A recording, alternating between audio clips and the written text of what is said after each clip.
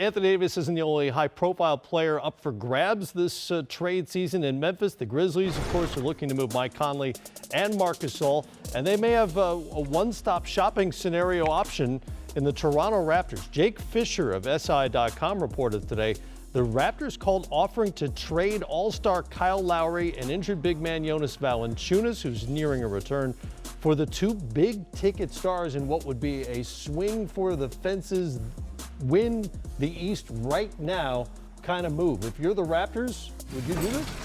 If you're playing poker, you pushed all your chips in. I like Lowry and his toughness, but when you talk about Conley and Gasol, two vets who are proven, understand how to play the team game, that's a heck of a trade for Toronto.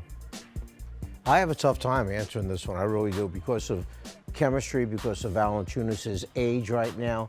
And Lowry gives them, and he stepped back from the beginning of this season. He put himself behind everybody else that had either gotten a new position, moved up into the starting role. He knew he had Van Vliet behind him, and he backed off everything other than taking charges when he had to take charges.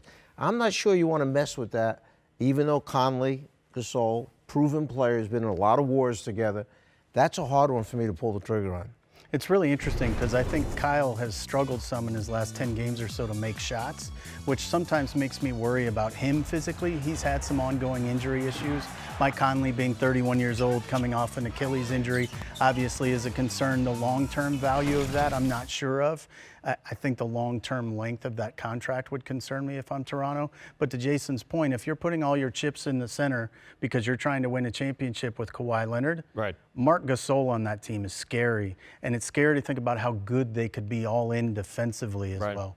Well, and it may be a moot point because Shams Charania is reporting tonight that the Charlotte Hornets are in talks with the Grizzlies to pick up Gasol from Memphis. No word yet on what other players might be moving back and forth between the two cities, but something else to keep an eye on tonight.